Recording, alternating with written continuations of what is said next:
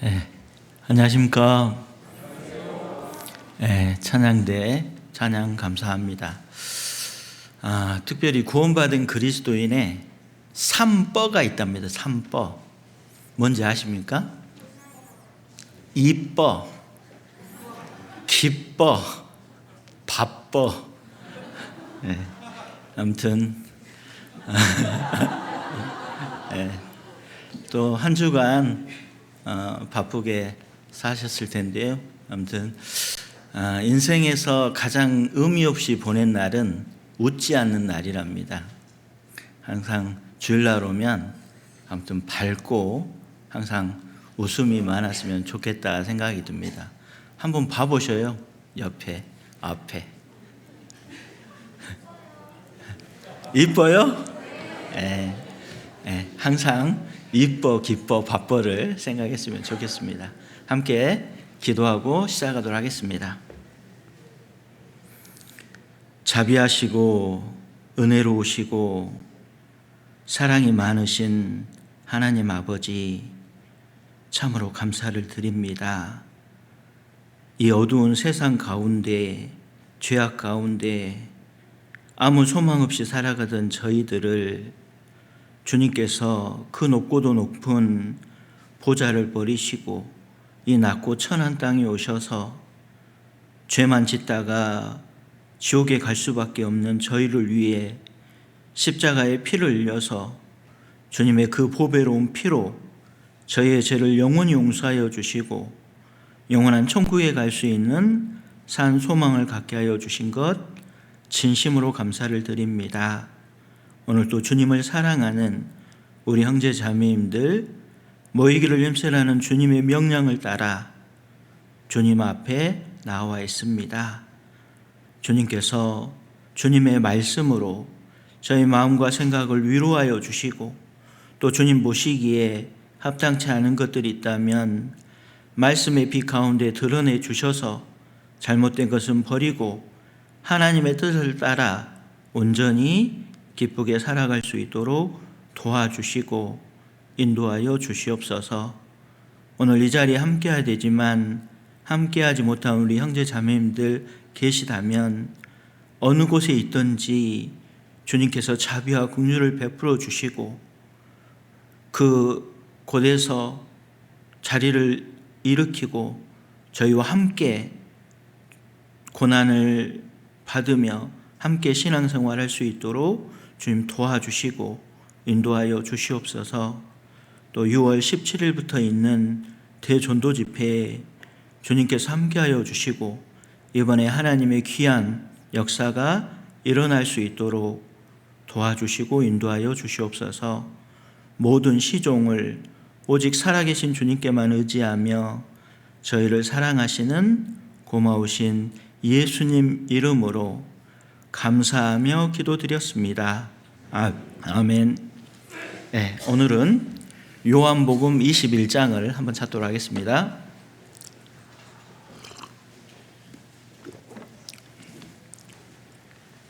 요한복음 21장입니다. 21장 15절부터 요한복음 21장 15절부터 17절까지를 제가 한번 천천히 읽도록 하겠습니다.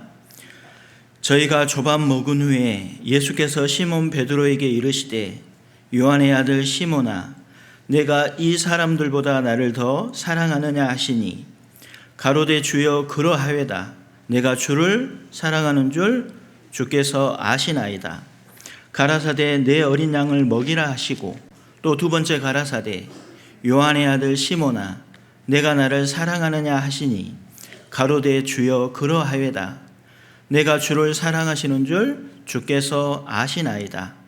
가라사대 내 양을 치라 하시고 세 번째 가라사대 요한의 아들 시몬아 내가 나를 사랑하느냐 하시니 주께서 세 번째 내가 나를 사랑하느냐 하심으로 베드로가 근심하여 가로되 주여 모든 것을 아시오매 내가 주를 사랑하시는 줄을 주께서 아시나이다. 예수께서 가라사대 내 양을 먹이라. 네, 여기까지입니다. 오늘 이 본문은 정말 구원받고 나서 가장 익히 아는 말씀이라는 생각이 듭니다.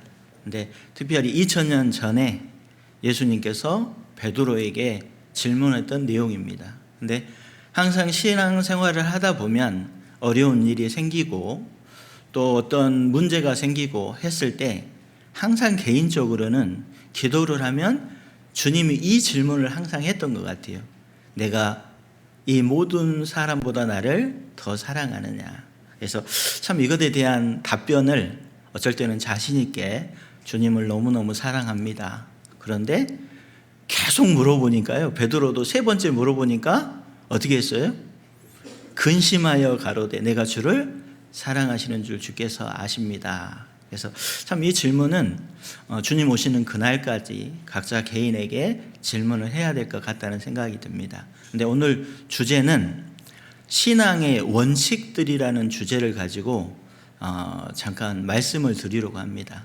그러니까 이제 이 세상을 살아가다 보면 원칙과 법칙이 있잖아요. 왜 원칙과 법칙이라는 게 생기게 될까요? 사실은 변하지 않는 하나님이 안 계시면 이 세상에는 원칙과 법칙이 생길 수가 없거든요. 그러니까 말라기 3장에 보면 나 여호와는 변혁지 아니하시니, 그러니까 반드시 하나님은 변하지 않는 분이기 때문에 동일한 본성과 동일한 원리가 있잖아요. 그러니까 항상 이 세상에는 변하지 않는 하나님이 계시기 때문에 원칙과 법칙이 생기게 돼 있어요. 그러니까 진짜 중요한 건 그 법칙 안에 들어올 때만 내 신앙이 성장이 되고 정말 하나님께 쓰임을 받을 수 있다라는 거예요. 그래서 히브리서 13장 5절에도 보면 예수 그리스도는 어제나 오늘이나 영원토록 동일하시느니라. 그리고 우리가 야고보서 1장 17절에도 보면 각양 좋은 은사와 온전한 선물이 다 위로부터 빛들의 아버지께로 내려오나니 그는 변함도 없으시고 회전하는 그림자도 없다. 그러니까 주님은 변하는 분이 아니잖아요. 그렇기 때문에 가장 중요한 건 원칙을 잘 알고 원칙대로 살아갈 때 삶에 활력이 있고 진짜 신앙이 성장하고 열매가 있는 겁니다. 근데 구원받고 신앙생활을 오랫동안 했지만 열매나 활기 있는 신앙생활을 하지 못하는 이유가 뭘까요? 그 이유는 하나님의 원칙대로 살지 않기 때문에 그래요. 그러니까 진짜 중요한 거는 이제 신앙생활을 쭉 하다 보면 진짜 중요한 건 특별한 것이 중요한 게 아니고 가장 중요한 게 기본이거든요. 그 여우하고 고슴도치가 있잖아요. 여우는 굉장히 꾀가 많답니다. 꾀가. 그래서 아주 도망 다닐 수 있는 그 꾀가 많아요. 근데 여우는 꼭 잡혀 먹거든요. 근데 고슴도치는 방법은 딱 한 가지밖에 없어요. 위험할 때 어떻게 할까요? 공처럼 딱 말아요. 근데 아무도 그거를 못 먹잖아요. 그러니까 여러 가지 방법을 아는 게 중요한 게 아니라 신앙생활의 가장 중요한 핵심이 되는 중요한 것들이 딱 원칙으로 가지고 있을 때 중요한 거예요. 우리가 이제 남자들은 운동을 많이 하잖아요. 운동을 하면 참 잘하는 형제님들이 있어요. 그럼 다 보면 어렸을 때 그 운동을 했거나, 그러니까 완전 그 기본기가 충실한 거예요. 축구를 하더라도. 그래서 뭐 요즘 뭐 폼이 좋다, 또 폼이 망가졌다 이런 말을 하잖아요. 축구할 때. 그러니까 그 기본기 계속 반복적으로 습관적으로 그 폼을 유지하는 게 굉장히 잘하는 겁니다. 그래서 오늘 정말 중요한 신앙의 핵심이 되는 가장 중요한 원칙, 내가 이 원칙을 지금 기억하고 살고 있을까? 그래서 이 원칙을 마음속에 좀 새기고 좀 내 신앙생활을 돌아봤으면 좋겠다 생각이 듭니다. 그런데 첫 번째 신앙생활의 가장 중요한 핵심이 뭘까요? 오늘 가장 중요한 핵심은 주님을 사랑하는 겁니다. 이것이 무너지면 다 무너지는 거예요. 그러니까 요한복음 1장에 처음에 베드로를 불렀을 때 시몬, 요한의 아들 시몬아 불렀잖아요. 근데 이 베드로가 예수님을 3번이나 부인했습니다. 저주하면서 부인했어요. 그래서 부활하신 예수님께서 베드로에게 찾아와서 3번을 질문을 했는지 모르지만 정말 부활하신 예수님이 베드로에게 물어봤던 질문, 그게 뭡니까? 내가 이 사람들보다 나를 더 사랑하느냐? 그러니까 얼마나 훈련을 받았느냐? 얼마나 네가 다른 것을 했냐? 이걸 물어본 게 아니잖아요. 딱 처음에 보자마자 물어봤던 게 뭘까요? 내가 나를 진짜 사랑하느냐? 그러니까 이것이 무너지면 다 무너지는 겁니다. 로마서 5장 5절에 소망이 부끄럽지 아니함은 성령으로 말미암아 하나님의 사랑이 우리 마음에 부음받았다. 그러니까 우리는 구원을 받을 때 하나님의 사랑이 딱 들어와 있어요. 근데 이 사랑을 기본으로 해서 모든 것이 이루어지거든요. 근데 이 사랑이 식게 되면 모든 것이 문제가 되는 거예요. 그러니까 가장 신앙의 핵심은 첫 번째는 주님을 진짜 이 모든 것들보다 사랑하느냐, 이 질문에 대해서 항상 주님 앞에 서봐야 되는 거예요. 진짜 주님을 사랑하는 사람들이 교회를 사랑하고, 주님을 정말 사랑하는 사람들이 성도를 사랑하고, 주님을 진짜 사랑하는 사람들이 잃어진 영혼들을 사랑하는 거예요. 그러니까 모든 것의 기본은, 바탕은 뭘까요? 사랑입니다. 사랑. 우리가 아가서 8장에 보면 사랑에 대해서 나오잖아요. 아가서 8장 6절부터 7절에 보면 너는 나를 인같이 마음에 품고 도장같이 팔에 두라. 사랑은 죽음같이 강하고 불같이 일어나나니. 그러니까 불같이 한번 여기는 찾아보도록 하겠습니다. 아가서 8장. 여기는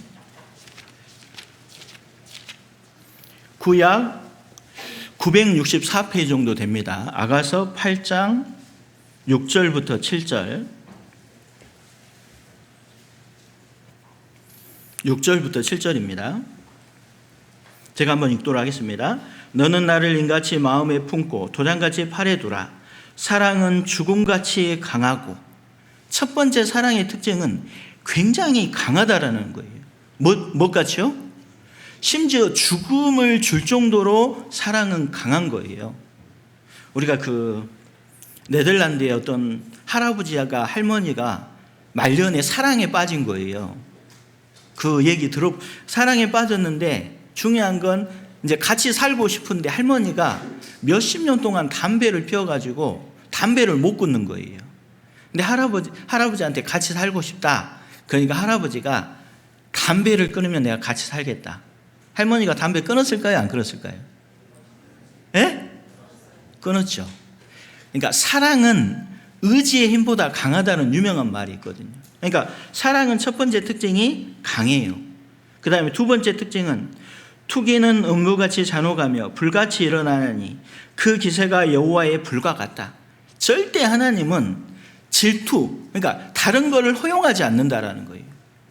하나님의 사랑은 질투하는 사랑. 절대 경쟁 상대를 허락하지 않아요. 두 번째 특징이. 그리고 세 번째 특징은 7절. 이 사랑은 많은 물이 끄치지 못하겠고 홍수라도 엄멀지 못하나니. 사랑은 지속적이고 사랑은 영원하다라는 거예요. 어떤 것도 끄치지 못한다.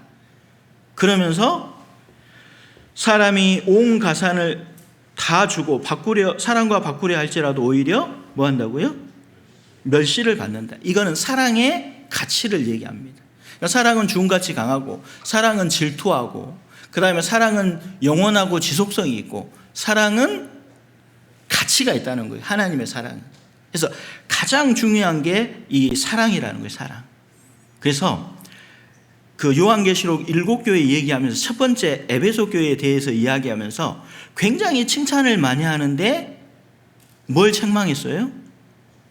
처음 사랑을 버렸다. 원래 에베소의 뜻은 미끄러진다라는 의미가 있습니다. 참 신기한 거, 우리가 신앙생활을 잘 하다가 뭔가 문제가 생겨요. 미끄러져요. 그러면 처음 내가 구원받았던, 그리고 진짜 주님의 그 사랑, 이것이 마음속에 계속 식어지는 거예요. 그러면 우리가 신앙생활을 힘있게 활력있게 하려면은 계속해서 이 사랑이 내 안에 어떻게 돼야 될까요? 부어져야 되는 거예요. 도대체 이 사랑이라는 게 어떻게 솟아나고 어떻게 하면 식을까? 이거를 알 필요가 있잖아요. 디모데전서 1장을 한번 보도록 하겠습니다. 디모데전서 1장입니다.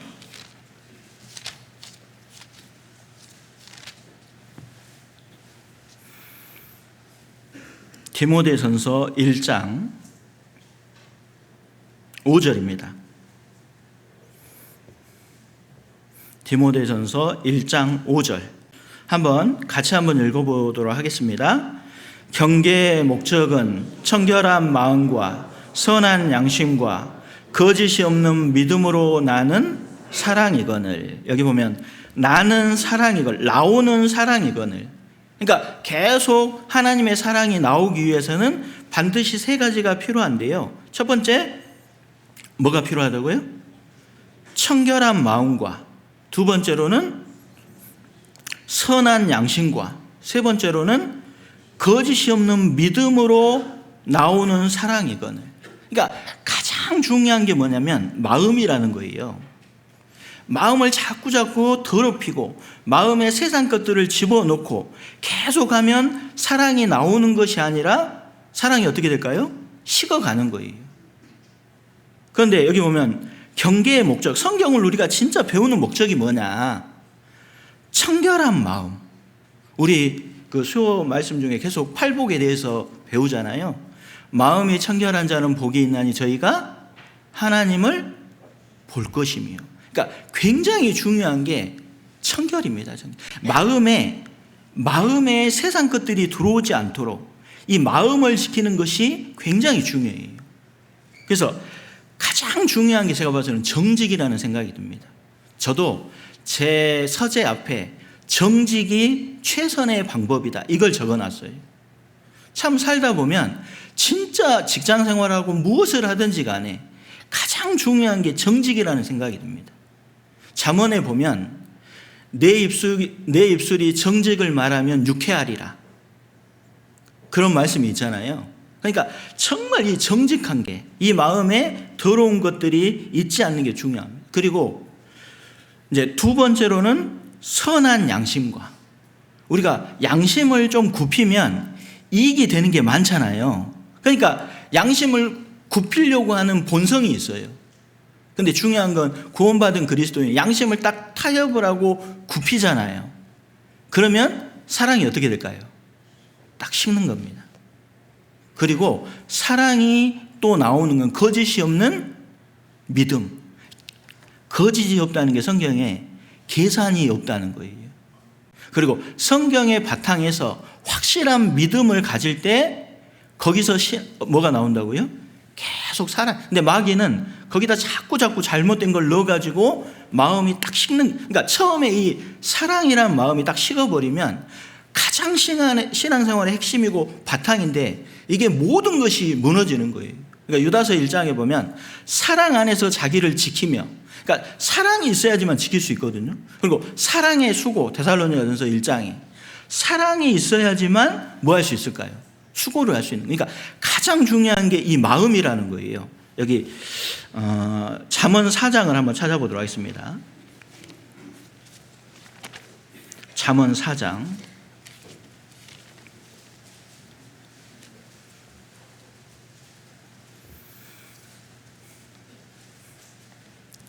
잠언 4장 27절입니다.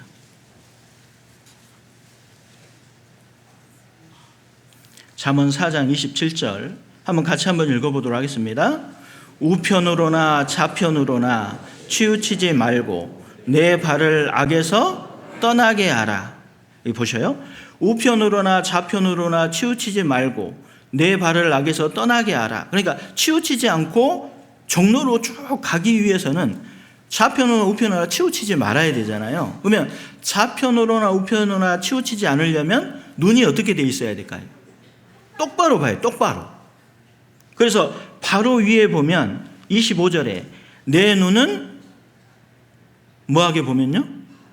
바로 보며 내 눈꺼풀은 내 앞을 곧게 살펴. 근데 우리가 마태복음 5장에 보면 내 눈이 성하면, 성하다라고 했을 때 눈이 영어로는 싱글 아이거든요. 그러니까 딱 한 가지에 고정이 돼 있어야 돼요. 그러니까 이게 그러니까 눈이 제대로 돼 있어야지 바로 걸어갈 거잖아요. 근데 눈이 제대로 되려면 뭐가 제대로 돼야 될까요? 그래서 바로 위에 23절에 우리가 그 유명한 무릇 지킬 만한 것보다 더욱 내 마음을 지키라. 생명의 근원이 이에서, 그러니까 이 마음이라는 게 굉장히 중요해요. 이 마음은 어떨 때는 바늘구멍도 들어가지 않을 정도로 좁아지기도 하고 어쩔 때는 태평양보다 넓어지기도 합니다. 그러니까 굉장히 마음이 중요하다는 거예요. 그러니까 무릇 지킬 만한 것보다 더욱 내 마음을 지키라. 모든 생명의 근원이 이에서 나온다. 근데 이 마음이 제대로 되려면 어떻게 해야 될까요? 그 바로 위에 20절에 나와 있어요. 마음도 타락될 수 있습니다. 무디어질 수 있다는 거예요. 그러면 마음이 무디어지지 않으려면 방법은 20절 한번 같이 한번 읽어보도록 하겠습니다. 내 아들아 내 말에 주의하며 나의 이르는 것에 내 귀를 기울이라. 그러니까 가장 중요한 게 우리가 말씀을 듣고 말씀에 귀를 기울이고 잘 들으면 마음이 올바로 돼요. 마음이 올바로 되면 내가 보고 싶은 것 그걸 딱 보게 되고 그걸 보고 정로로 좌우로 치우치지 않고 딱 가는 거예요. 그러니까 굉장히 말씀을 듣는 것은 우리 신앙생활의 핵심이 되는 거예요. 그래서 가장 첫 번째로 중요한 게 사랑이라는 거예요. 사랑. 그러니까 이게 이 사랑이 되면 모든 것이 자연스럽거든요. 사실은. 근데 이 사랑이 안 되면 어떨까요? 이게 모든 것이 부자연합니다. 그래서 우리가 고린도 교회에 보면 고린도 교회에 가장 16장 제일 마지막에 보면 여호와를 사랑하지 않는 자는 주를 사랑하지 않는 자는 저주를 받을 좀 표현이 무섭잖아요. 왜 그런 말씀을 하셨을까요? 고린도 교회 제일 마지막 인사말에 고린도 교회에 보면 굉장히 고린도 교회는 그 재능들이 많았어요. 말도 굉장히 잘했고요. 지식도 너무 많았고 그리고 은사도 굉장히 많았어요. 고린도 교회는. 그런데 아볼로, 게바, 베드로 파가 이렇게 나뉘었잖아요. 그리고 고린도전서 3장에 보면 아직도 어린아이, 육신에 속했다. 그리고 고린도전서 5장에 보면 세상에도 없는 음행죄가 있었어요. 그리고 가정에도 문제가 있어서 분방을 하고 그 다음에 고린도전서에 보면 우상 숭배를 하고 그리고 신약성경 절반 이상을 기록했던 사도 바울을 판단을 하는 거예요. 고린도 교회가. 그리고 문제가 쭉 되잖아요. 그러니까 고린도전서 13장, 이 고린도전서 12장에는 교회에는 은사들이 있다. 하나님이. 그런데 그걸 하나로 모을 수 있는 방법이 뭐냐. 그러면서 고린도전서 13장에 사랑을 얘기하는 거예요. 근데 사랑은 처음에 뭘로 시작합니까? 사랑은 오래 참고 사랑은 온유하며. 그러니까 오래 참는 걸로 시작해서 모든 것을 바라며 모든 것을 믿으며 모든 것을 견디느니라 이렇게 되어 있습니다. 제가 나태주의 사랑의 답함이라는 시가 있어요. 참 그 시에 보면 참 내용이 너무 좋더라고요. 사실은 예쁘지 않아도 예쁘게 보아주는 게 사랑이다. 좋지 않아도 좋게 생각해 주는 게 사랑이다. 싫어도 잘 참아주면서 처음만 그런 것이 아니라 나중까지 아주 나중까지 그렇게 하는 게 사랑이다. 고린도전서 13장 그 내용을 좀 이렇게 쉽게 표현을 해놓은 것 같아요. 그래서 가장 중요한 게 바탕에 뭐라고요? 사랑입니다. 사랑. 이것이 무너지면 사실은 모든 게 무너지는 거예요. 모든 게. 그래서 항상 이 사랑, 이것이 계속 내 안에 더욱더 많아질 수 있도록 정결한 마음과 선한 양심과 거짓이 없는 믿음. 사실 우리 형제자매들 간에도 상처가 될 때가 뭐예요? 솔직히 힘들고 어렵다고 얘기하면 사실은 기도가 되고 마음이 딱 풀립니다. 근데 거짓말 하잖아요. 그러면 어떤 생각이 들어요? 사실 힘들어져요. 그러니까 솔직해야 돼요. 솔직. 그래서 가장 가장 중요한 건 그 선한 양심, 청결한 마음, 거짓이 없는 믿음, 이거를 항상 마음속에 새기고 살았으면 좋겠다 생각이 듭니다. 그 다음에 두 번째가 뭐냐면요, 이것도 가장 기본적인 건데요, 질서입니다. 굉장히 좀 우리가 구원받고 나서 이런 얘기를 수도 없이 들었지만 그대로 질서에 순종하고 살아가는 건 다른 문제예요. 왜 그러냐면 창조주가 계시고 피조물이 있기 때문에 반드시 위가 있고 아래가 있을 수밖에 없습니다. 그래서 질서가 있고 순종이 반드시 필요한 거예요. 그래서 진짜 중요한 건 질서, 반드시 배워야 되는 게 질서와 뭘까요? 순종입니다. 이사야 55장에 보면 하나님은 하늘에 계시고 우리는 땅에 있잖아요. 그러니까 반드시 위아래가 생기게 돼 있어요. 근데 보이지 않는 하나님을, 창조주를 경외하고 섬기는 것을 우리는 이 세상에 보이는 것을 통해서 하나님을 어떻게 섬겨야 되는지, 이걸 하나님이 먼저 본으로 보여줬다라는 거예요. 자, 골로새서 3장을 한번 보도록 하겠습니다. 골로새서 3장.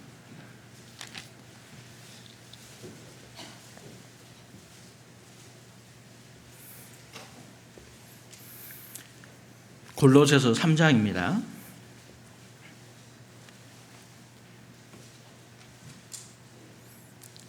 (3장)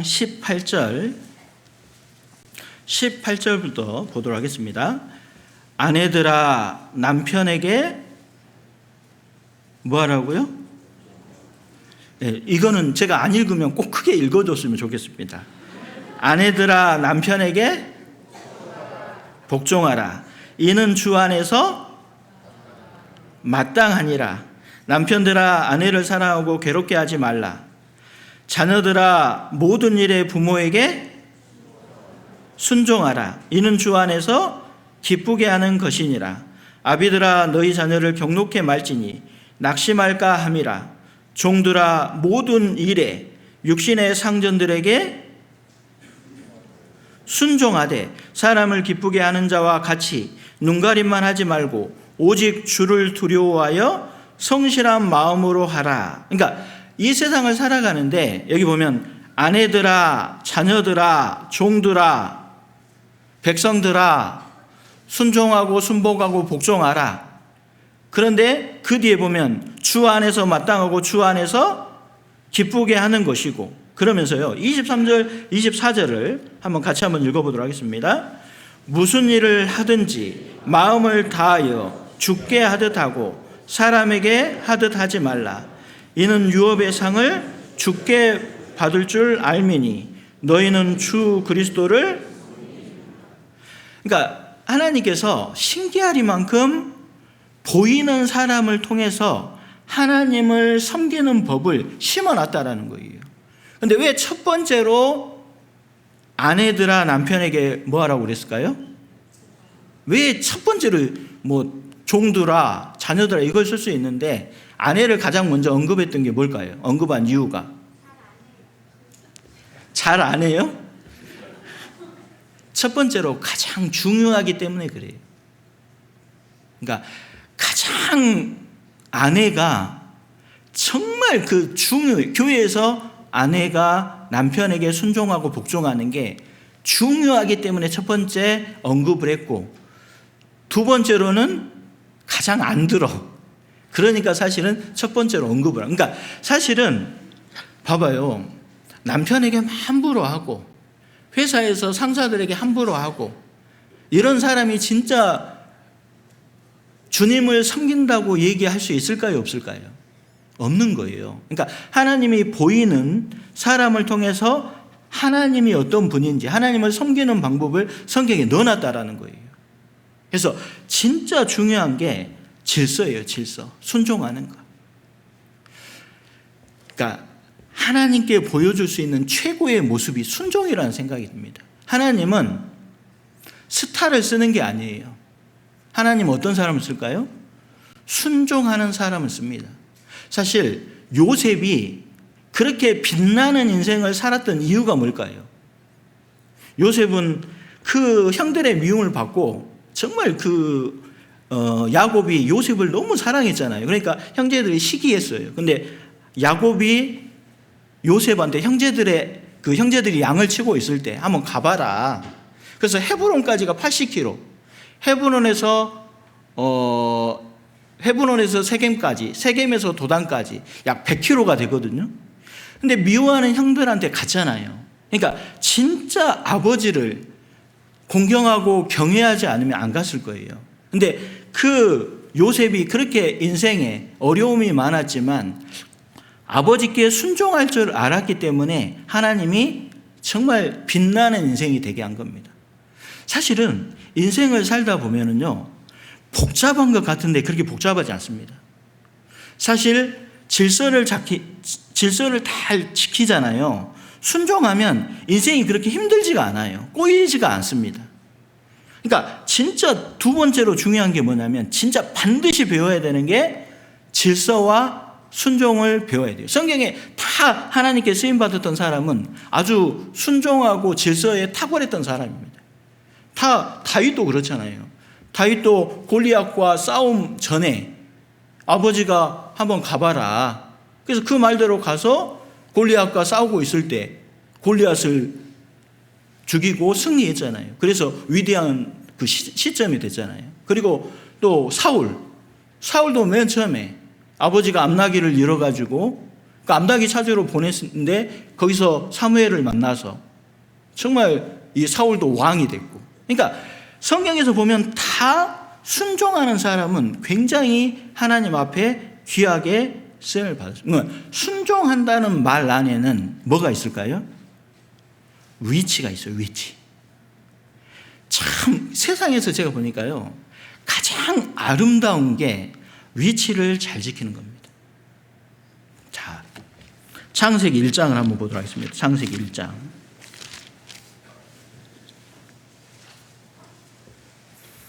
창세기 1장입니다.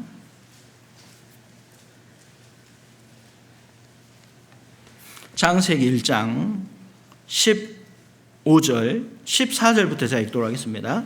하나님이 가라사대 하늘의 궁창에 광명이, 제가 동그라미를 칠하는데 쳐보십시오. 있어 동그라미. 주야를 나뉘게 하라. 또 그 광명으로 하여 징조와 사시와 일자와 연화를 이루라. 그 다음에 16절, 하나님이 두 큰 광명을 만드사 큰 광명으로 낫을 주간의 동그라미 주간하게 하시고 작은 광명으로 밤을 주간하게 하시며 또 별들을 만드시고 하나님이 그것들을 하늘의 궁창에 뭐예요? 두어 땅에 비치게 하시며 주야를 주간하게 하시며 빛과 어둠을 나뉘게 하시니라. 하나님 보시기에 뭐 했다고요? 좋았다. 그러니까 반드시 큰 광명과 작은 광명 있어야 돼요. 그 자리에 두어 있을 때 하나님이 그걸 통해서 주관하게 되고 할 수 있는 일이 있는 거예요. 그러니까 위치를 지키는 것보다 아름다운 게 없습니다. 요한복음 15장도 한번 보도록 하겠습니다. 요한복음 15장. 너무나 잘 아는 말씀인데요. 요한복음 15장 4절부터 제가 읽도록 하겠습니다. 내 안에 거하라. 나도 너희 안에 거하리라.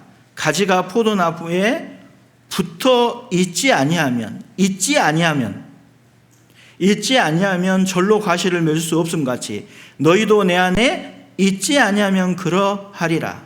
나는 포도나무요 너희는 가지니 저가 내 안에 내가 저 안에 있으면 이 사람은 과실을 많이 맺나니 나를 떠나서는 너희가 아무것도 할 수 없음이라. 열매 맺는 진짜 비결이 뭘까요? 있으면 있지 아니하면, 있으면 열매를 맺고 있지 아니하면 열매를 맺을 수 없는 거예요. 그런데 위치를 지키는 게 진짜 중요하다는 거예요. 그러면 우리가 있어야 될 위치는 가장 중요한 게 주일 말씀, 수요일 말씀, 구용 모임, 주용 모임. 제가 신앙의 성공의 80%는 따라해 보십시오. 신앙의 성공의 80%는 출석률이다. 사실은 출석을 잘하는 게 굉장히 중요합니다. 절대 쉬운 게 아니거든요. 어떤 분은 봉사하고 뭐 할 때 약방에 감초처럼 딱 있는 분들이 있어요. 진짜 그것보다 아름다운 게 없거든요. 우리가 우주하면 코스모스, 조화 이런 의미가 있잖아요. 근데 원래 우주의 어원이 원래 화장, 코스메틱이 어원이거든요. 화장을 할 때 우리 자매님들 아침에 다 화장하고 오셨죠? 화장을 할 때 눈썹을 딱 그리는데 거기까지만 딱 그려야 돼요. 근데 쭉 삐져나가면 어떨까요? 이상해. 입술을 딱 칠하는데 거기만 딱 예쁘게 칠하면 이쁜데 또 딱 삐져나가. 그러면 이상해요? 아름다워요? 이상해요. 그러니까 진짜 이 위치를 잘 지키는 게 굉장히 어렵습니다. 그러니까 질서도 있지만 내가 있어야 될 영역. 그러니까 하나님이 새는 하늘에 나르라고 영역을 줬잖아요. 물고기는 물에 살아라고 영역을 줬고, 짐승들은 땅에 살아라고 영역을 준 거거든요. 그러니까 그 영역, 위치, 이걸 지키는 게 굉장히 중요하다라는 거예요. 그 프랑스의 유명한 화가가 있습니다. 밀레. 밀레 이게 아니라 밀레인데, 밀레가 어느 날 제자들이 와가지고 스승님 어떻게 그렇게 그림을 잘 그릴 수 있습니까? 그러니까 스승님이 간단하다. 딱 있어야 될 위치에 뭘 놓으면 가장 아름다운 그림이 된다는 거예요. 그러니까 구원받은 그리스도인은 내가 있어야 될 위치, 거기를 지키는 게 굉장히 아름다운 겁니다. 그런데 우리가 위치를 잘 지키는데 어쩔 때 위치를 못 지킬까요? 인생의 밤이 와요. 힘들 때가 와요. 자, 시편. 이때가 진짜 중요하다는 거예요. 시편 134편입니다. 시편 134편. 하나님이 낮출 때가 있습니다. 시편 134편입니다.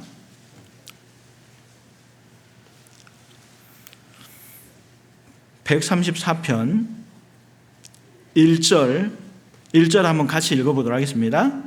밤에 여호와의 집에 섰는 여호와의 모든 종들아, 여호와를 언제 여호와의 집에 서 있대요? 밤에. 내가 진짜 힘들고 어려울 때, 그때도 위치를 딱 지키고 버티고 있는 거예요. 왜? 하나님이 낮추는 거거든요. 그러면 반드시 하나님이 올려주십니다. 그러니까 위치를 진짜 지키기가 어려울 때가 반드시 생겨요. 그때 정말 그 위치를 딱 지키잖아요. 그러면 진짜 그게 진짜인 거예요. 사무엘하 23장에 보면 산마가 나옵니다. 산마.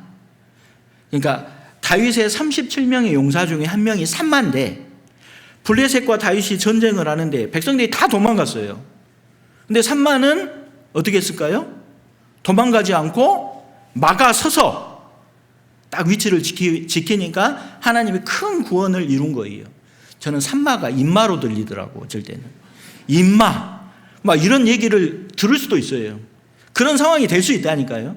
인생의 밤이 될 수 있어요. 어려울 때가 생긴다라는 거예요. 그때도 어떻게 해야 될까요? 위치를 지키는 것. 그게 진짜 아름다운 거고, 그렇게 할 때 진짜 하나님이 사용하는 겁니다. 그래서 두 번째로 중요한 게 뭘까요? 진짜 질서, 순종, 영역, 위치를 지키는 겁니다. 그러면 이렇게 되기 위해서는 반드시 마음의 기본 바탕에 뭐가 있어야 될까요? 예? 사랑이 필요한데 가장 중요한 건 겸손해야 됩니다. 세 번째 원칙은 겸손입니다. 진짜 이게 기본인데요. 그러니까 제가 이제 신앙생활, 하나님의 가장 위대한 친구는 뭘까요? 겸손입니다. 하나님의 가장 위험한 적은 뭘까요? 교만입니다. 겸손하면 은혜도 있고 지혜도 있고 기쁨이 있고 즐거움이, 성경에 보면 겸손한 자에게 하나님 은혜를 주시고 겸손한 자에게 지혜를 주시고 겸손한 자에게 힘을 주시고, 그러니까 겸손이 모든 것을 받을 수 있는 특권이라는 거예요, 겸손이. 그러니까 가장 중요한 게 뭐냐면 겸손해야 됩니다. 그러니까 겸손하면 문제될 게 하나도 없어요. 마음을 낮추면 참 기쁘고 즐거운 일이 많은데 계속 마음이 높아지잖아요. 그러면 모든 게 뭐 할까요? 불편합니다. 근데 진짜 이게 마귀가 있기 때문에 계속 뒤에서 어떻게 할까요? 마음을 높이는 거예요. 여간 내가 마음을 조심하지 않고 낮추려고 하지 않으면 본성적으로 계속 뭐 할까요? 높아집니다. 그러면 하나님이 함께 할 수가 없습니다. 뒤로 이사야 57장을 한번 보도록 하겠습니다. 이사야 57장. 이사야 57장.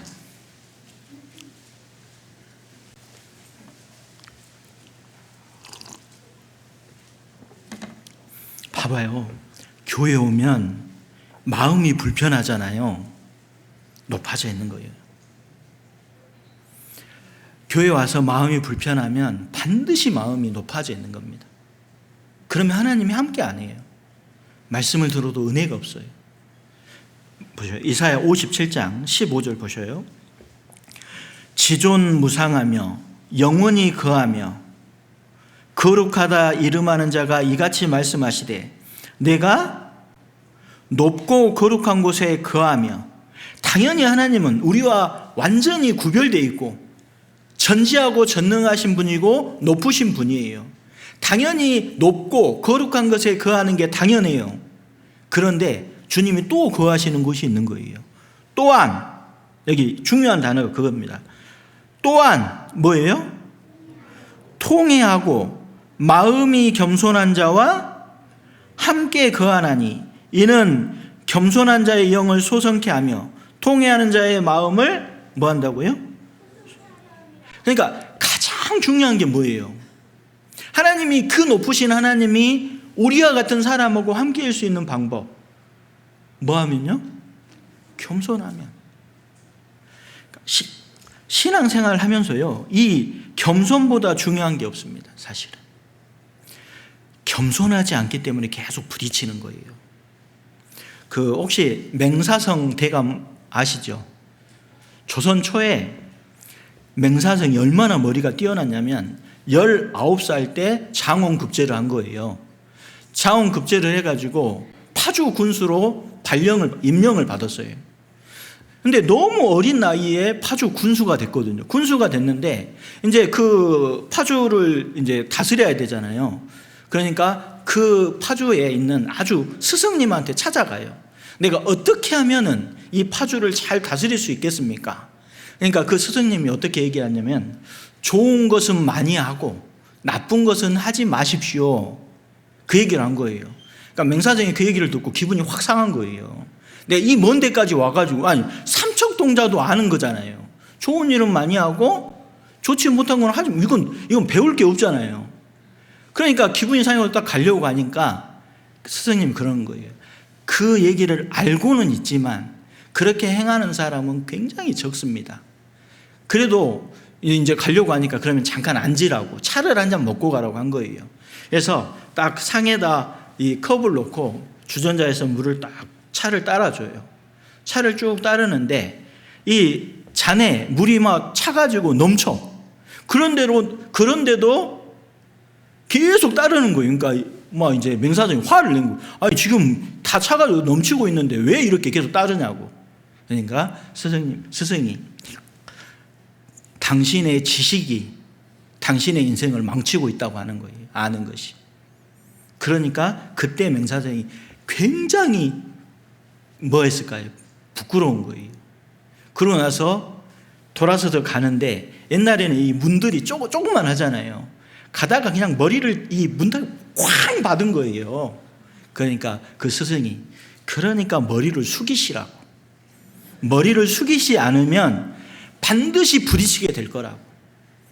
근데 맹사성이 그 얘기를 듣고 평생을, 원래 맹사성 하면 청렴결백 낮춘 거예요. 참 저는 그게 교훈이 됐어요. 사실은 왜 누구랑 부딪힐까요? 교회 가운데서 부딪힐 이유가 하나도 없습니다. 마음을 어떻게 해야 돼요? 낮추고 낮춰야 됩니다. 부딪힐 일이 없어요, 낮추면. 잘 생각해 보면 진짜 순종이 지름길이고 마음을 낮춰. 이스라엘 민족이 에집트에서 출애굽해서 가나안 가는데요. 호렙산에서 가데스 바네아까지 10하루길이면 갈 수가 있었어요. 그런데 40년이 걸렸잖아요. 그러니까 순종하면, 겸손하면 진짜 지름길이에요. 그런데 겸손하지 않으면 굉장히 길어집니다. 모든 것들이. 그래서 진짜 중요한 게 뭐냐면 겸손해야 돼요. 겸손하면 어떤 일이 벌어지는지 마태복음 18장에 잘 나와 있습니다. 마태복음 한번 18장 보도록 하겠습니다. 마태복음 18장.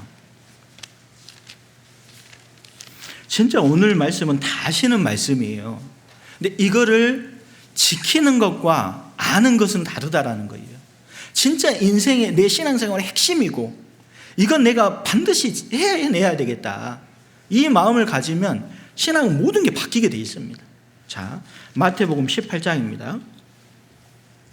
18장 1절에 보면은요, 그때 제자들이 예수께 나와 가로되 천국에서는 누가 크니이까?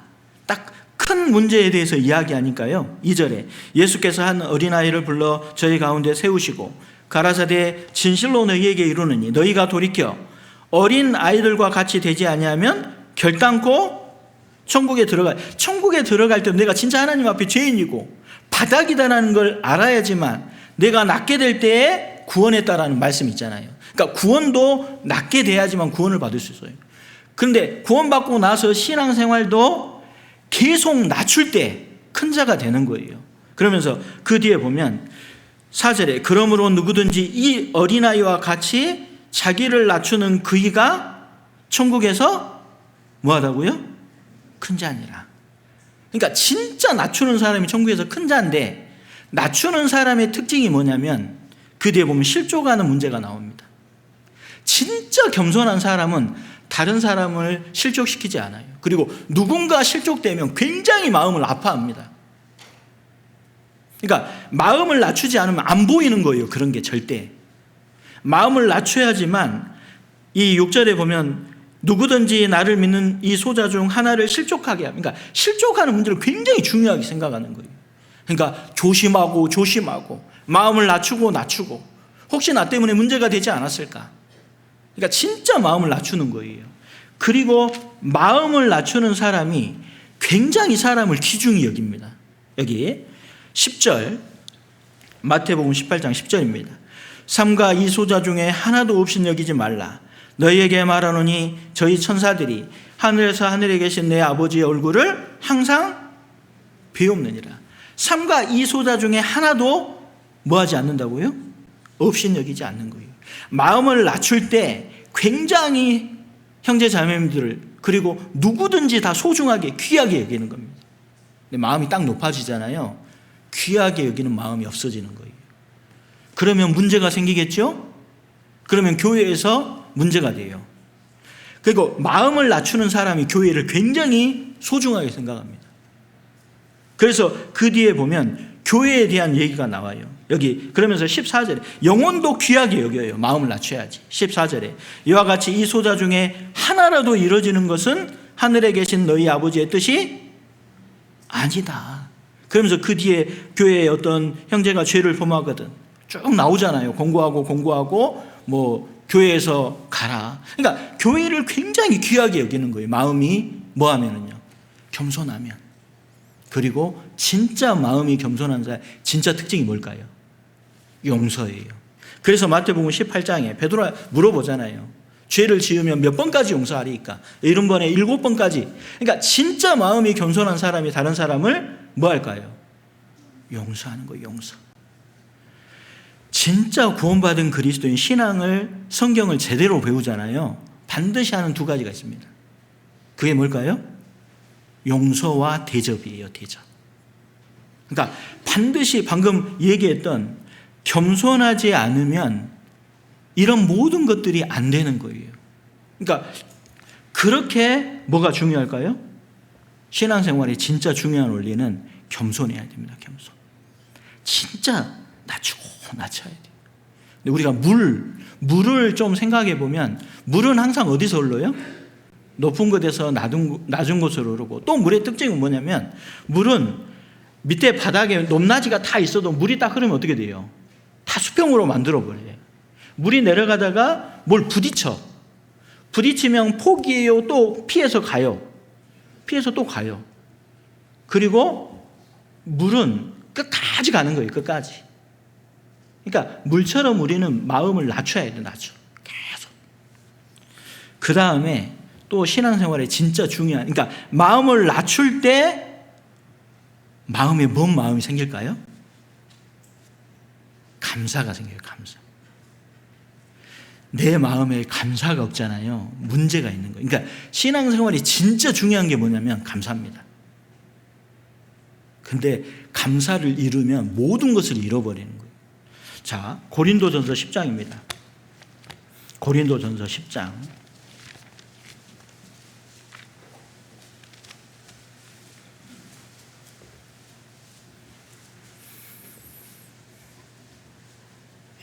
고린도전서 10장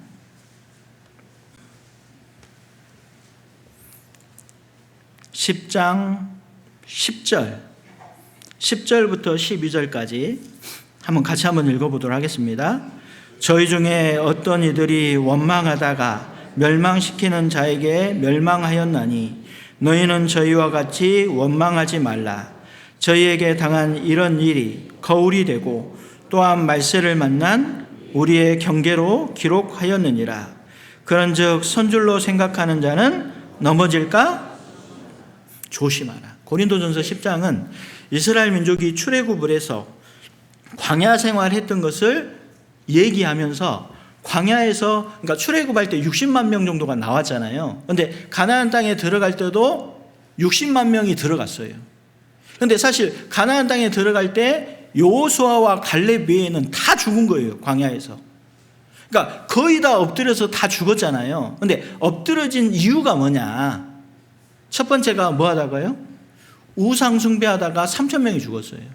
그 다음에 이스라엘 민족이 광야에서 간음하다가 하루에는 23,000명, 토탈 24,000명이 죽은 거예요.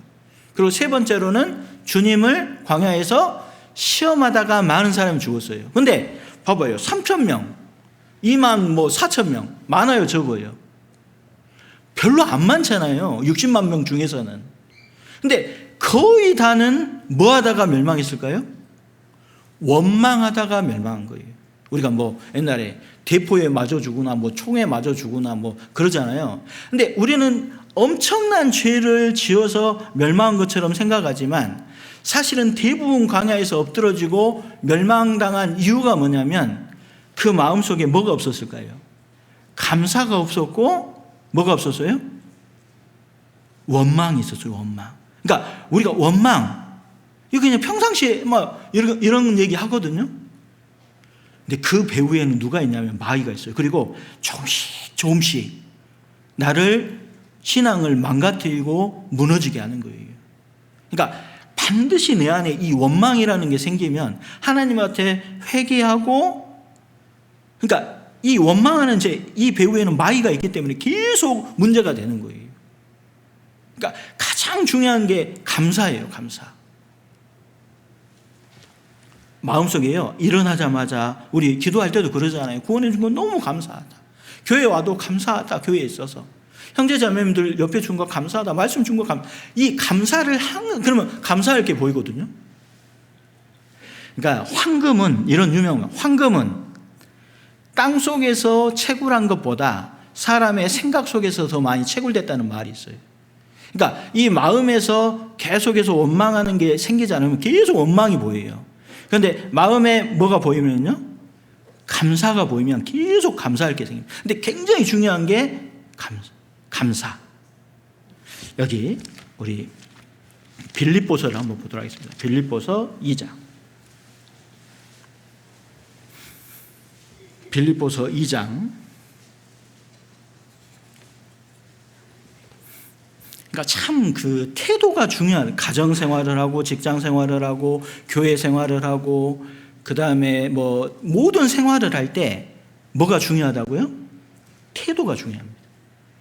제가 영어로 2개를 써놨는데요. 제 책상 위에 Attitude is everything. 그러니까 태도가 모든 것이다. 굉장히 태도가 중요한 거예요. 그러니까 마음속에 바탕에 뭐가 있어야 된다고요? 감사가 있어야 됩니다. 감사.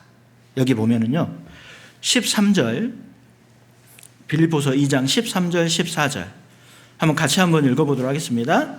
너희 안에서 행하시는 이는 하나님이시니 자기의 기쁘신 뜻을 위하여 너희로 소원을 두고 행하게 하시나니 모든 일을 원망과 시비가 없이 하라. 여기 보셔요. 너희 안에 행하시는 이는, 여기 너희 안이 어딜까요? 구원받은 개인도 될 수 있지만 너희라는 건 구원받은 그리스도 안에서 행하시는 이는, 교회 안에서 행하시는 이는 목사님이시니 봉사회장님이시니 이렇게 안 돼 있잖아요. 너희 안에 행하시는 이는 누구라고요?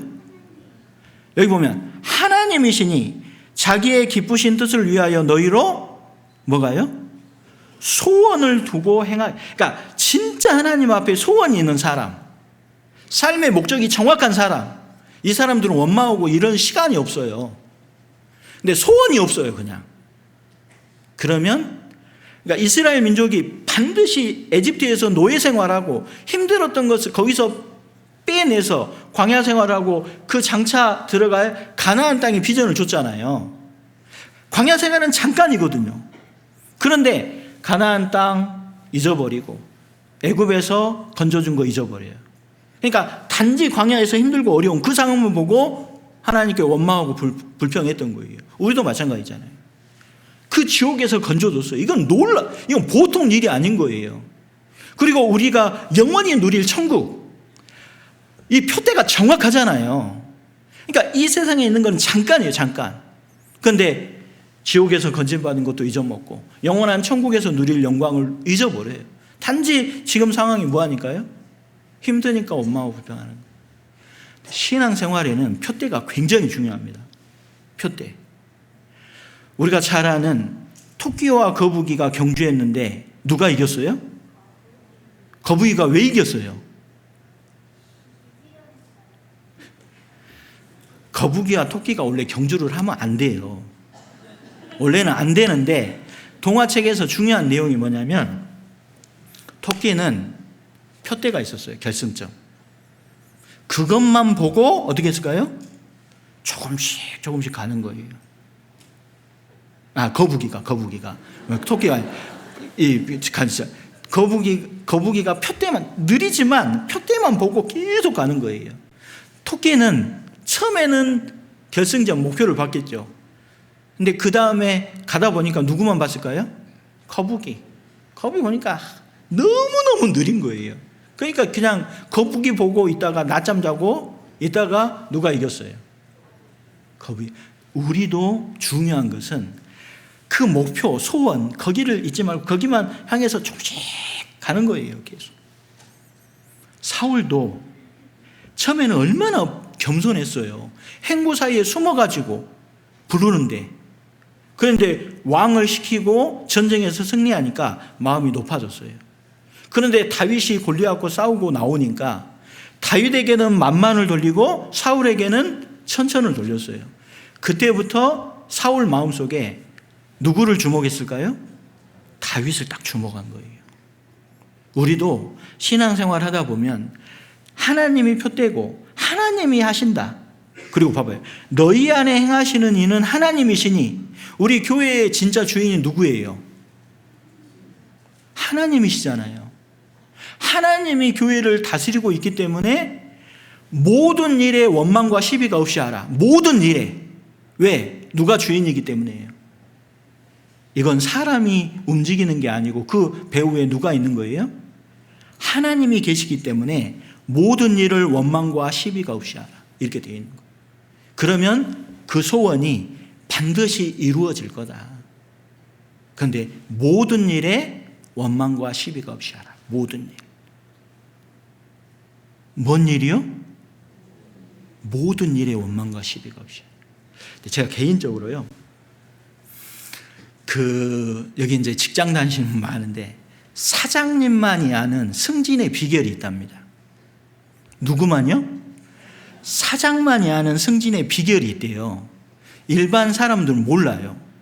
그런데 어떤 사람이 승진을 하냐면, 이 직원들 중에 똑같이 있는데, 그러니까 똑같은 상황인데 말을 어떻게 하느냐에 따라서 승진도 하고, 좀 표현이 그런데 승진도 하고 떨어질 수 있어요. 근데 뭐냐면, 예를 들어서 회사에 어떤 불편한 것, 불평스러운 것들이 있잖아요. 그러면 사장님한테 가서 우리 회사는 왜 이래요? 왜 이래요? 왜 이래요? 이렇게 얘기를 한대요. 그러면 사장님이 그걸 알까요? 모를까요? 예? 아는데 왜 안 해줘요? 그러니까 사장님이 모르는, 이 직원이 얘기하는 회사의 어려운 점, 이런 불편한 것들을 다 알아요. 그런데 못해, 지금 상황이. 그러니까 우선은 두는 거예요. 근데 그 사람은 시간 지나면 승진을 할까요? 승진을 못 할까요? 못 해요. 근데 똑같은 상황인데 어떤 사람이 승진을 할까요? 우리 회사에는 이러한 문제가 있습니다. 여기까지 얘기하면 승진 못 하고, 우리 회사에 이러한 문제가 있는데 제가 한번 이거는 노력해가지고 한번 해보겠습니다. 뒤에 딱 그것만 붙이는 게 다른 거예요. 제가 한번 뭐 해보겠다고요? 어려움이 있지만 제가 한번 해보겠습니다. 제가 한번 노력해 보겠습니다.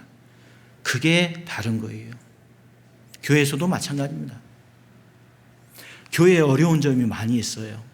그런데 참 그거를 기다려야 될 때가 있어요, 때로는. 그렇기 때문에 이 안에는 누가 계시다는 걸 알아야 돼요. 너희 안에 행하시는 이는 하나님이시니. 이걸 반드시 기억을 하셔야 됩니다. 그리고 고린도후서 4장에 보면, 이 보배를 질그릇에 가졌으니 이는 능력의 힘이 큰 것이 누구에게 있고 하나님께 있고 우리에게 있지 아니함을 알게 하랴. 이제 교회 안에는 보배, 복음, 그리고 진짜 교회가 보배잖아요.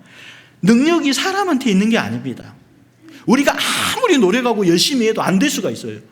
누가 안 도와주면은요. 하나님이 안 도와주시고 성령이 역사하지 않으면 하나도 안 되는 거예요.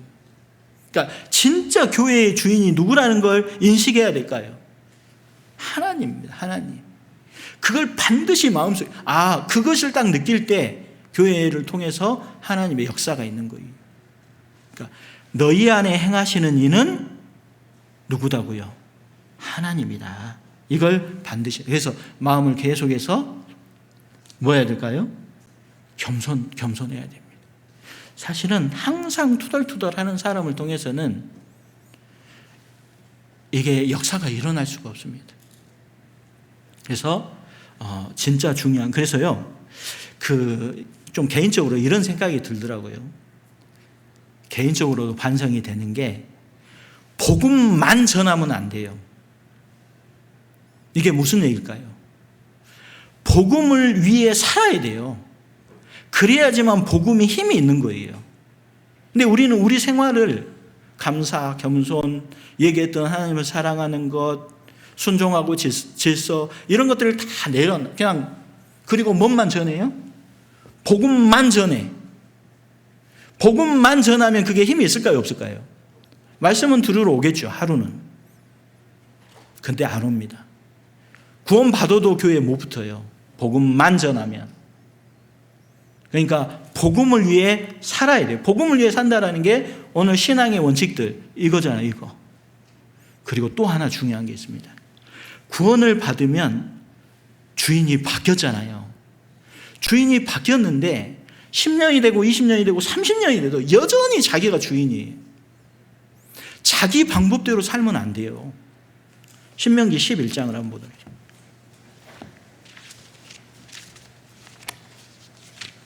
신명기 11장.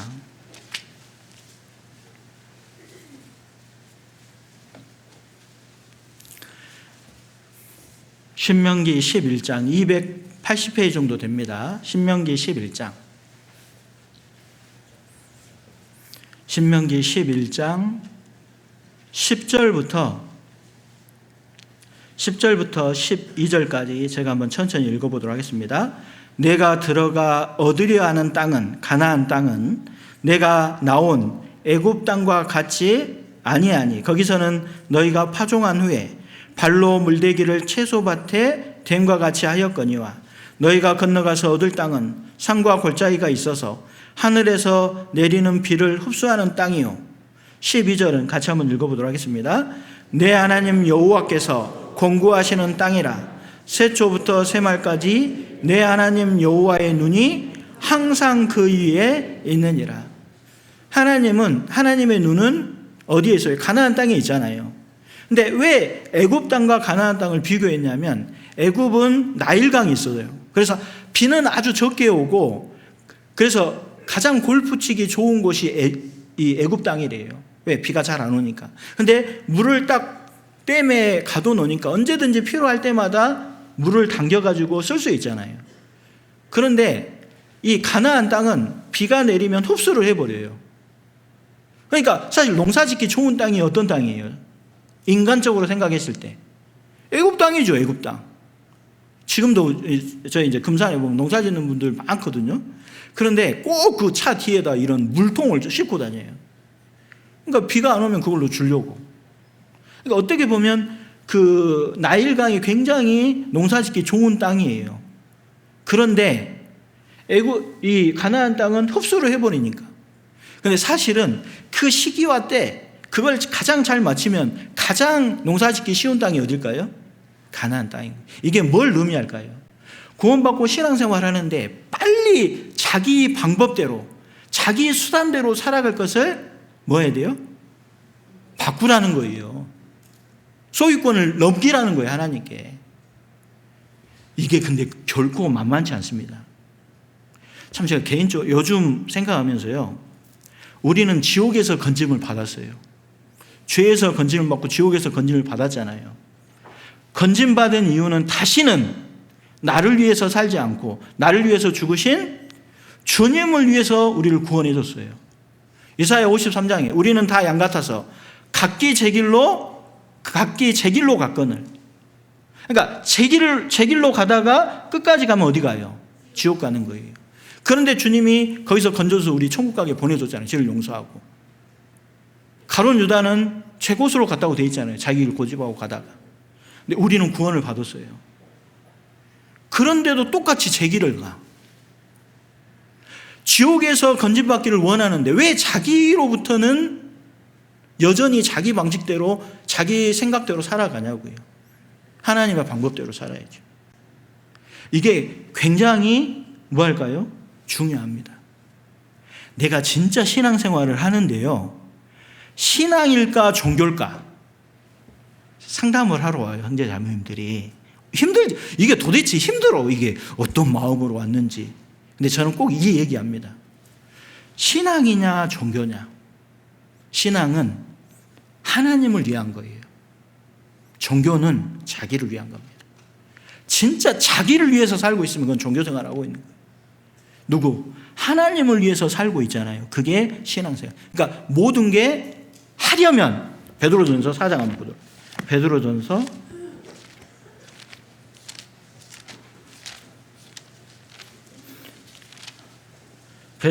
4장입니다.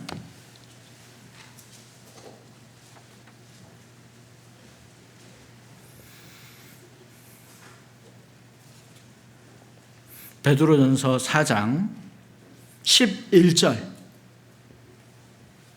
제가 11절에 주제를 하려면으로 적었어요. 하려면. 자, 11절. 만일 누가 말하려면 하나님의 말씀을 하는 것 같이 하고, 누가 봉사하려면 하나님의 공급하시는 힘으로 하는 것 같이 하라. 이는 범사에 예수 그리스도로 말미암아 하나님이 영광을 받으시게 하리. 아미니. 그에게 영광과 권능이 세세에 무궁토록 있느니라. 아멘. 여기서 계속 반복되는 단어가 있죠. 하려면보다 더 많은 게 있어요. 하나님. 그러니까 하나님한테 하는 것처럼 진짜 하려면 하나님 앞에 하는 것처럼 하라는 거예요. 그것이 진짜 신앙이에요. 근데 자기 수단과 자기 방법대로 하는 것은 신앙이 아니라 종교라는 거예요. 하려면 하나님의 말씀을 하는 것 같이 하고, 봉사하려면 하나님의 공급하시는 힘으로 하는 것 같이 하라. 하나님의 영광을 받으시게 하려 함이 하나님께 집중이 되어 있잖아요. 주목되어 있잖아요. 그래서 구원받고 나서 자기 수단과 방법대로 살지 않으면 하나님이 첩첩상중 계속 막아요. 그걸 몰라요. 그런데 하나님께 딱 자기 수단과 방법대로 살지 않고 주님한테 딱 순종하고 살면 그게 지름길이에요. 지름길. 그래서 반드시 자기 수단과 방법대로 살지 않아야 됩니다. 그리고 또 마지막으로 중요한 게, 구원받은 그리스도인한테 진짜 중요한 게 뭘까요? 물질입니다. 물질 생활이 진짜 이게 신기할 만큼 중요해요. 그 마태복음 6장, 왜 물질이 중요하냐면 물질이 중요한 게 아니에요. 물질 옆에 뭐가 있어요? 내 보물이 있는 곳에, 보물이 있는 곳에 뭐가 있어요? 마음이 있는 거예요. 마음. 참 이 물질 생활, 그래서 적게 심는 자는 고린도후서 9장에 적게 심는 자는 적게 심고 적게 거두고 많이 심는 자는 많이 거둔다. 그리고 인색함으로나 억지로 하지 말고 하나님은 즐겨내는 자를 사랑한다고 그랬잖아요. 즐겨내기가 쉬울까요? 어려울까요? 제가 구원받고 나서 11조 할 때가 기억이 나요. 이제 그 처음에 서울에 가서 이제 구원을 받으니까요, 굉장히 비싸잖아요. 그래서 전세를 얻었는데 반 지하예요, 지하. 그런데 회사도 지하네. 그리고 또 지하철을 타고 와요. 새벽에 가서 또 밤 늦게 와. 캄캄할 때 가가지고 캄캄할 때 들어와. 또 다음날 새벽에 반 지하에서 일어나가지고 지하철 타고 가서 또 지하에서 일하고 또 한밤중에 오고. 진짜 거기에 뭐가 들어있을까요? 정말 아깝더라고 이게. 이거를 드리기가 쉽지 않은 거예요, 처음에는. 그런데 나중에 이걸 드릴 수 있는 게 굉장히 귀하고 소중하고, 그리고 이 가치에 대해서 알게, 하나님 이걸 계속 시험하는 거예요. 근데 그걸 딱 드리는 날, 아, 내 소망이 하늘에 있구나. 내가 진짜 하나님을 귀하게 여기는구나.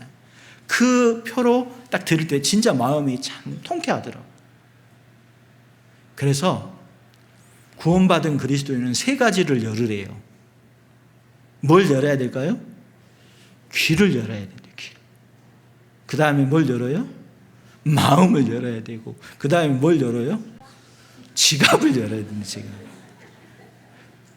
그러니까 굉장히 물질 생활, 이게 굉장히 중요합니다. 생각보다.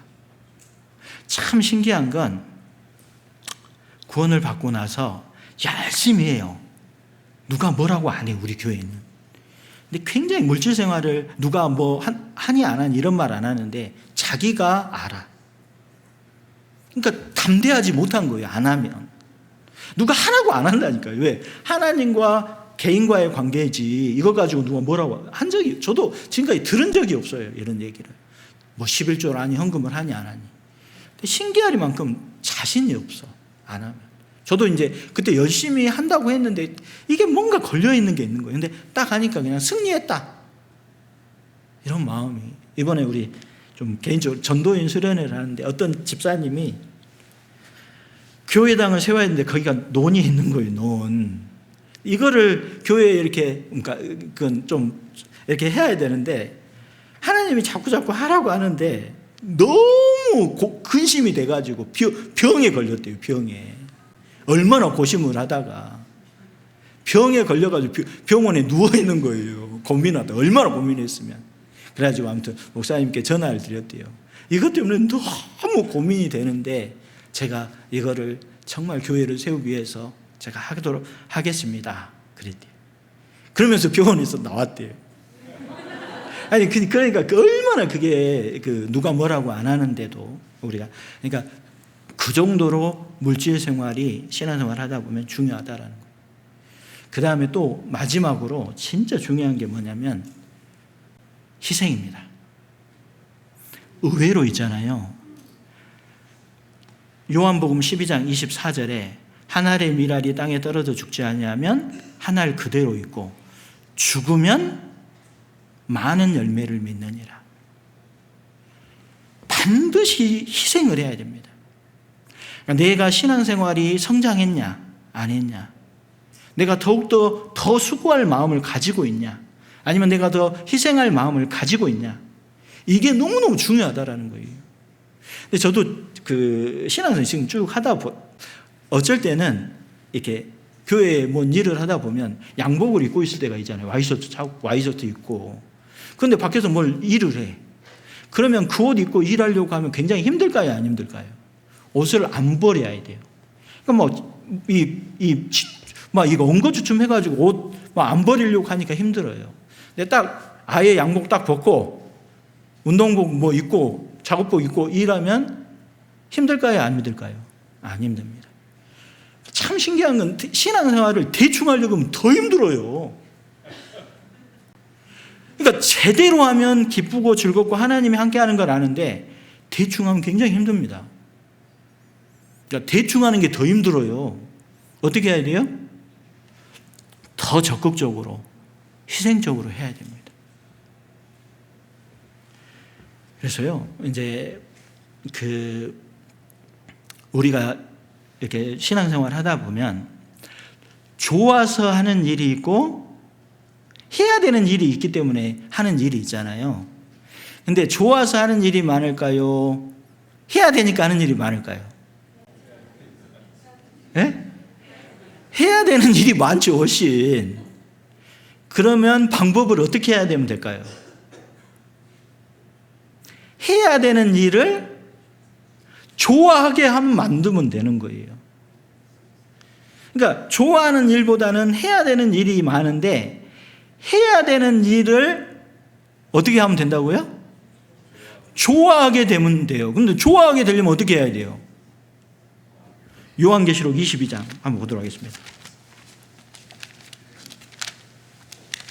요한계시록 22장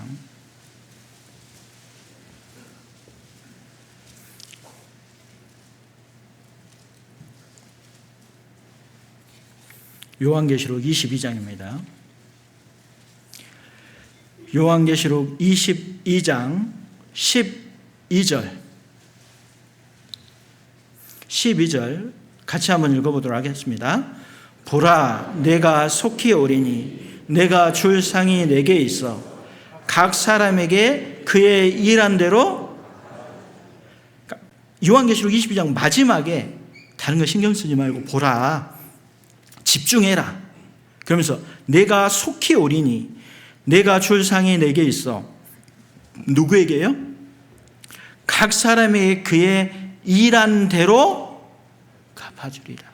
각 사람에게 일한 대로 갚아주는, 그러니까 내가 해야 되는 일이지만 거기에 가치와 보람을 넣으면 좋아하게 만들 수 있어요. 그리고 21장, 요한계시록 21장 24절, 요한계시록 21장 24절 한번 거기도 같이 읽어보도록 하겠습니다. 만국이 그 빛 가운데로 다니고 땅의 왕들이 자기 영광을 가지고 그리로 들어오리라. 땅의 왕들이 누굴까요? 구원받은 그리스도인이잖아요. 그리스도인인데 뭘 가지고 들어와요?